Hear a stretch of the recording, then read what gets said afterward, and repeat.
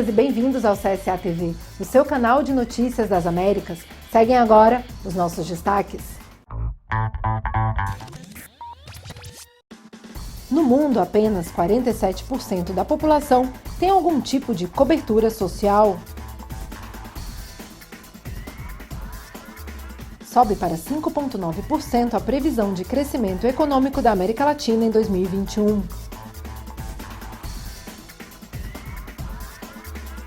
O secretário-geral da ONU destacou o retrocesso na luta contra a fome durante a pandemia de Covid-19. Mais da metade da população da América Latina está exposta a altos níveis de poluição.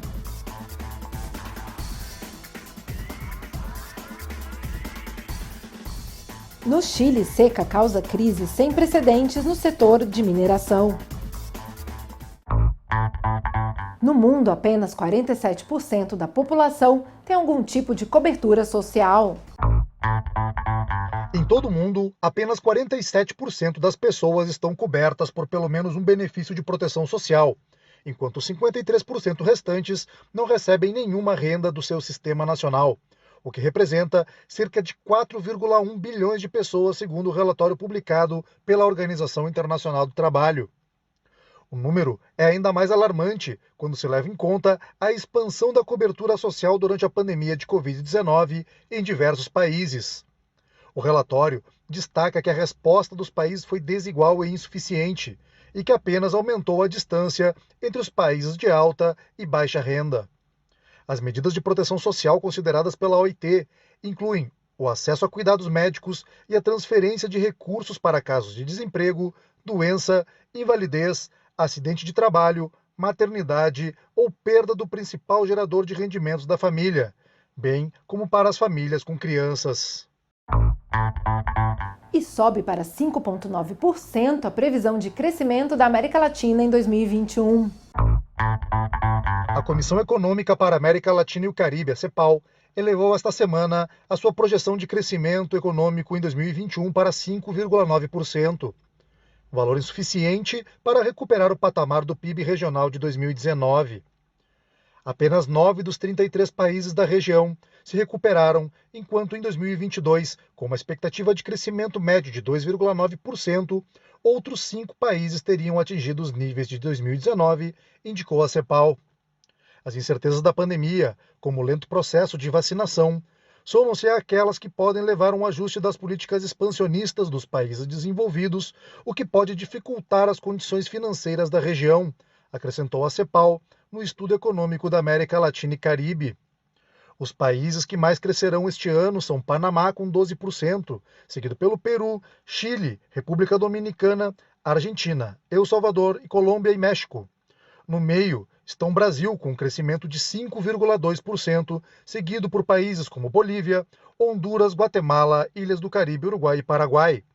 Enquanto os que apresentam o pior desempenho este ano são a Costa Rica, Equador, Nicarágua, Cuba, Haiti e Venezuela, com uma diminuição de 4% do seu PIB durante o ano de 2021. E o índice de desemprego nos Estados Unidos caiu para 5,2% em agosto.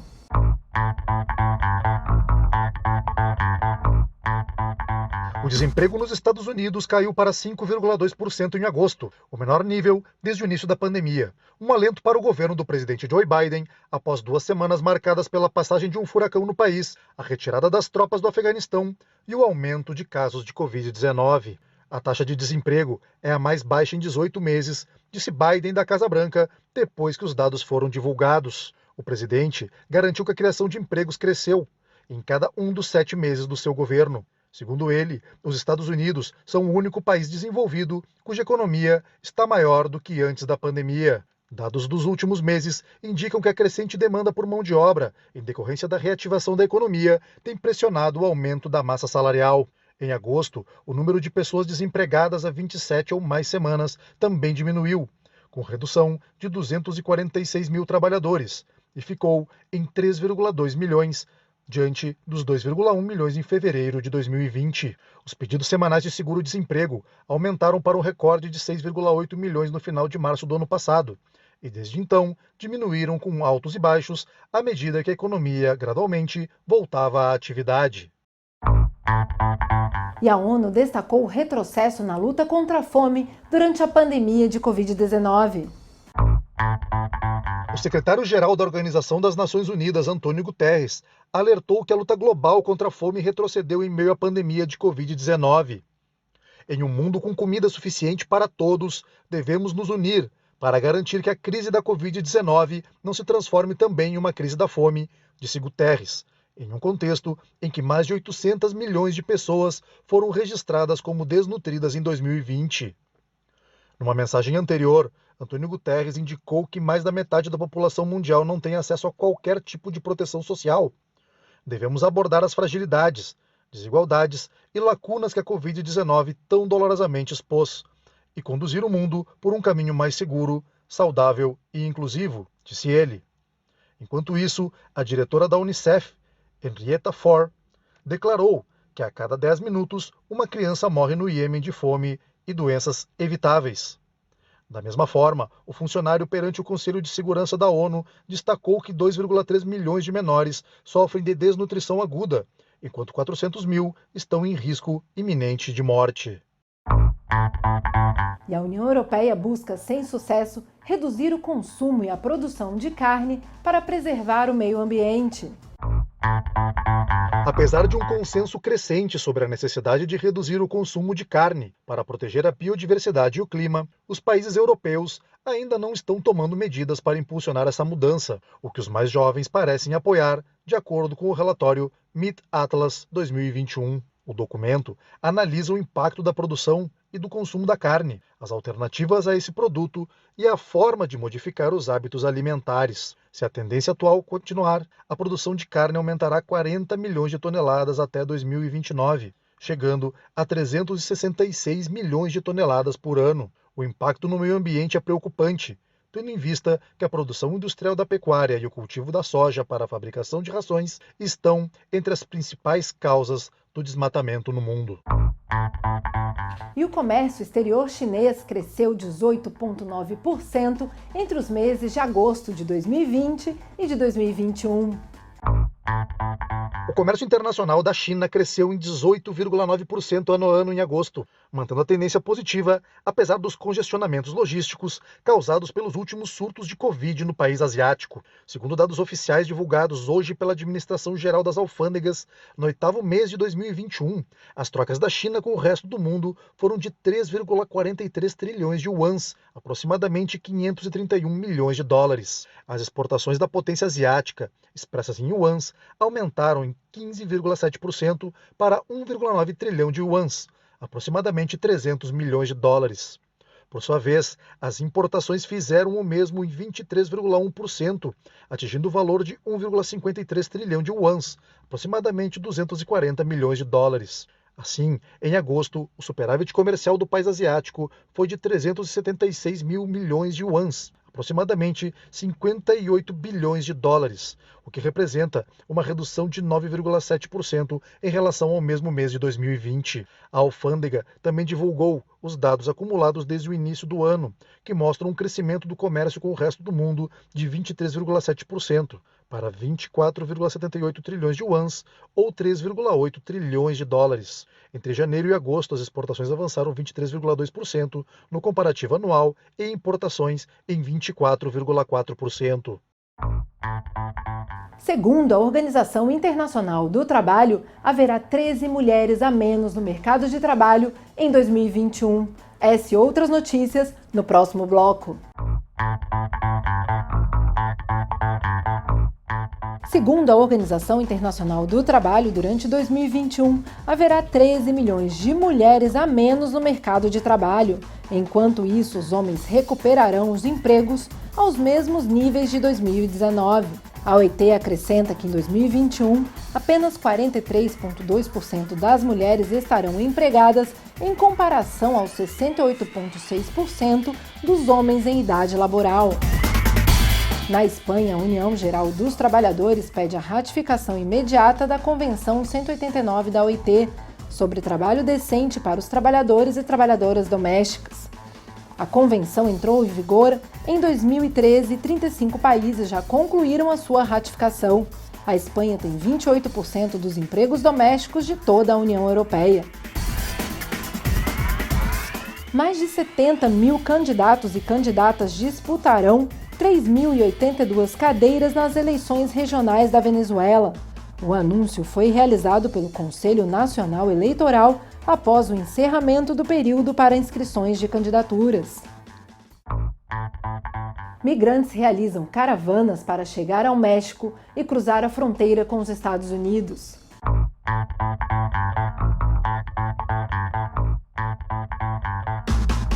Migrantes realizam caravanas para cruzar o México e chegar à fronteira com os Estados Unidos, formada por mulheres, homens e menores, principalmente centro-americanos, venezuelanos, cubanos e haitianos. Essa nova caravana parte do município mexicano de Tapachula, no estado de Chiapas, na fronteira com a Guatemala, com vistas a chegar ao sul dos Estados Unidos. Essa quarta caravana iniciou a estrada de forma mais organizada que as anteriores e caminhou pacificamente pela rodovia federal. Os viajantes garantiram que estão desesperados pela falta de recursos econômicos para aguardar a emissão dos documentos oficiais que lhes permitiriam permanecer no México ou transitar por aquele país.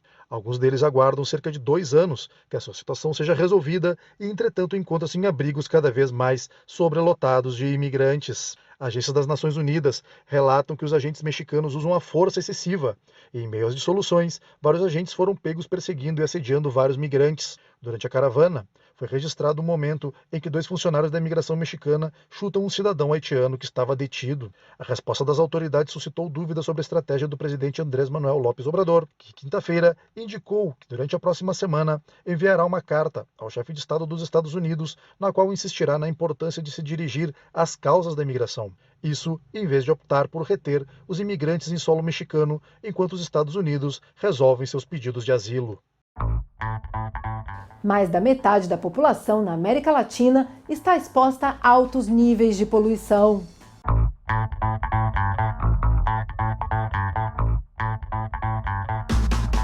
Metade dos 600 milhões de latino-americanos está exposta a altos níveis de poluição, com os principais pontos críticos na Colômbia, Peru e Brasil, segundo o relatório anual de políticas energéticas da Universidade de Chicago. O estudo, que produz o Índice de Qualidade de Vida no Ar, analisa a expectativa de vida que as pessoas perderam devido à poluição. Países como Peru, Colômbia, Bolívia e Brasil têm pontos críticos de contaminação, onde as concentrações de partículas poluentes são 2 a 3 vezes maiores do que as recomendadas pela Organização Mundial da Saúde, destaca o relatório. Especificamente, ele detalha que a expectativa de vida dos habitantes de Lima, no Peru, foi reduzida em 4,7 anos devido à poluição do ar, o que coloca a capital como parte da cidade latino-americana com a pior qualidade do ar. Em seguida, com redução de 2 anos na expectativa de vida, estão Bogotá e Medellín, ambas na Colômbia. Como causa desses altos níveis de poluição, o estudo aponta principalmente para as emissões de veículos e congestionamento de tráfego pesado. No Chile, seca causa crise sem precedentes no setor da mineração.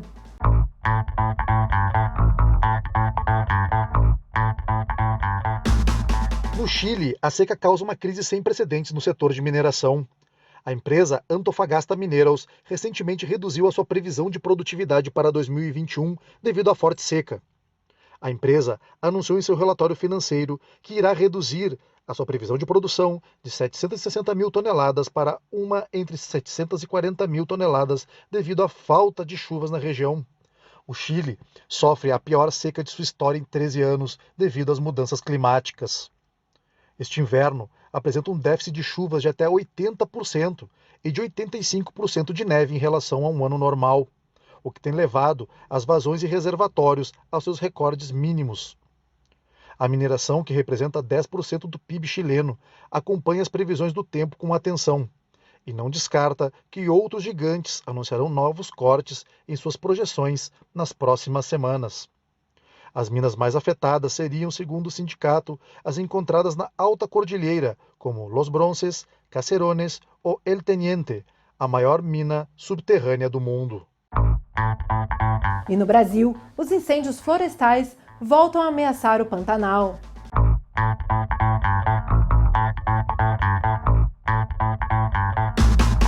O Morro Mesmo depois de ter dizimado grande parte do seu ecossistema, os incêndios florestais voltam a ameaçar o Pantanal, área que o Brasil divide com o Paraguai e com a Bolívia, onde as cenas de animais resgatados ou fugindo do fogo se repetem. A maratona de salvar a vida, com voluntários que desafiam a toxicidade da fumaça, o calor intenso e o perigo iminente das chamas para tirar espécies de animais, cansadas de fugir do perigo, mais uma vez preocupa os ambientalistas e moradores do estado do Mato Grosso. A rodovia Parque Transpantaneira, que apesar de rústica e difícil em vários dos seus trechos, é um dos roteiros turísticos mais visitados pelos visitantes nacionais e estrangeiros, ávidos por registrar imagens de pássaros exóticos, crocodilos e até onças, onde se voltou a encontrar uma nova espécie no final do mês. A Força de Segurança Nacional, grupo especializado de policiais de elite, foi deslocada pelo Ministério da Justiça para o Mato Grosso para ajudar no combate aos incêndios e assim acionar 4.000 soldados de diferentes agências de segurança e socorro para apoiar também a atividade dos aviões-tanque que estão mitigando os incêndios na região. Algas invadem as praias da República Dominicana, causando preocupação ao setor turístico.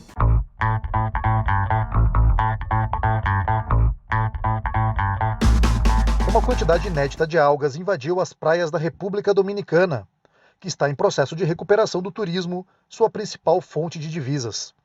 Há semanas, as algas se espalham pelas costas do país. A República Dominicana recebeu 2,4 milhões de turistas entre janeiro e julho, número superior ao total de visitantes em 2020, quando o turismo mundial parou por causa do coronavírus.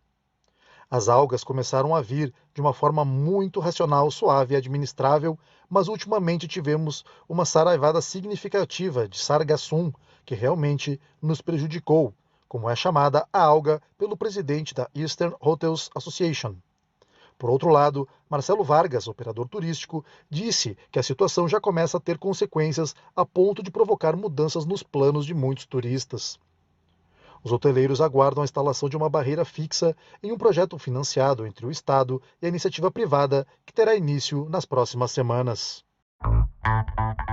E eu sou Caroline Coelho, desde a sede continental da CSA em Montevidéu, no Uruguai. Muito obrigada por nos acompanhar.